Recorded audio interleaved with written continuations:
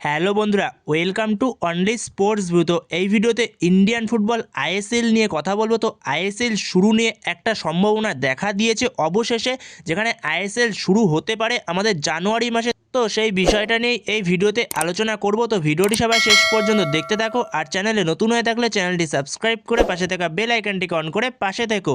তো সেখানে আমাদের ইন্ডিয়ান ফুটবলের এই মরশুমে পুরোপুরি ভবিষ্যৎ অন্ধকার, যেখানে এখনও পর্যন্ত আইএসএল হবে কি না সেই বিষয়ে কোনো রকম কনফার্মেশন নেই। আপাতত পর্যন্ত শোনা যাচ্ছে আইএসএল শুরু হতে পারে জানুয়ারি মাসের তৃতীয় সপ্তাহ থেকে, যেখানে এরকমই একটা সম্ভাব্য ডেট পাওয়া যাচ্ছে, যেখানে জানুয়ারি মাসের তৃতীয় সপ্তাহ থেকে আইএসএল শুরু হতে পারে।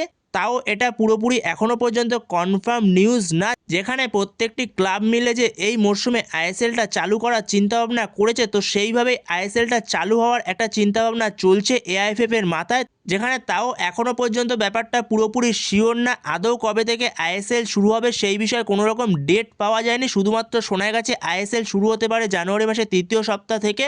এর পাশাপাশি যদি এই মরশুমে আইএসএলটা হয় শেষ পর্যন্ত, যেটা এখনও পর্যন্ত অনিশ্চয়তায় রয়েছে, তো যদি হয় আইএসএলটা, তারপরও দুটো গ্রুপে ভাগ করা হবে, যেখানে প্রত্যেকটা টিম দুটো করে ম্যাচ খেলবে না যেরকম প্রত্যেকবার খেলে। তো সেখানে এতগুলো ম্যাচ খেলা হবে না, যেখানে প্রত্যেকটা টিম যেরকম প্রতি বছর 24টা করে ম্যাচ খেলে, তো সেখানে এই মরশুমে সেরকম 24টা ম্যাচ হবে না। প্রত্যেকটা টিমই হয়তো একটা করেই ম্যাচ খেলবে, যেখানে দুটো গ্রুপে ভাগ করা হবে। যেখানে এখনও পর্যন্ত যেরকমটা শোনা যাচ্ছে দুটো স্টেডিয়ামকে সিলেক্ট করা হয়েছে, যেখানে একটা কলকাতা আরেকটা হলো গোয়া। তো এই দুটো স্টেডিয়ামে ম্যাচ করানো হবে। তো এই দুটো স্টেডিয়ামে প্রত্যেকটি ম্যাচ করানো হবে, দুটো গ্রুপের ম্যাচ, মানে একটা গ্রুপ কলকাতায় খেলবে আরেকটা গ্রুপ খেলবে গোয়াতে। তো এরকমভাবেই চিন্তাভাবনা করছে আইএসএলটা করার।